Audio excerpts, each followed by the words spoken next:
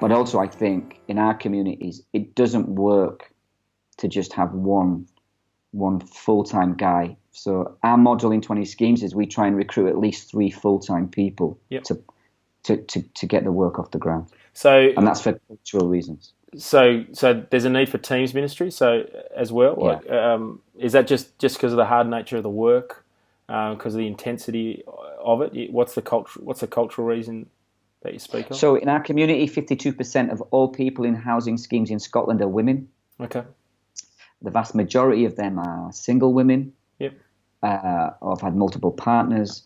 The massive majority, and I would say in the 90s, of them have been sexually abused, and or have some form of mental health issue, and or are on some form of prescribed or non-prescribed medication. So what that gives you is a huge mess. See, evangelism's easy.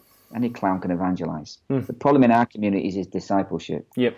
And so when these ladies come, particularly, let's just deal with the ladies for now, they come with huge issues, they come with huge pastoral issues, and it's just not feasible or wise for a man to be investing that amount of time in a relationship with needy women who view any form of pastoral counsel. One, it's alien to them. They're used to being abused. And 2, they view it almost invariably as a sexual come-on. Yep.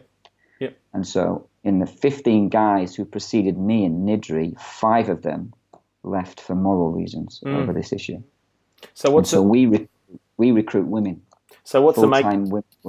And what's the makeup of your team of 3? So we have obviously a woman, a pastor planter, yep, a woman's female gospel workers, we call them, and if we can, a trainee, hopefully Indigenous, and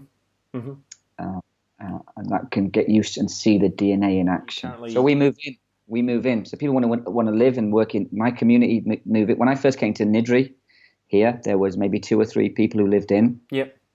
We see a dying work. Hadn't seen a convert for 15 or 20 years, and now 60 or 70% of our congregation of about 100 live in. And that's not big numbers by any means, but let me tell you, that's huge in terms of the cultural shift in our community. Just by having that amount of Christians around and engaged. And so for us, the number one, and as you say, it's a basic missiological principle: live in, move in, and we'd rather renew existing dying congregations for cultural reasons as a methodology for 20 schemes than plant churches. Obviously, we want to plant churches, but for us, church revitalization is will be a far more successful tool in our community.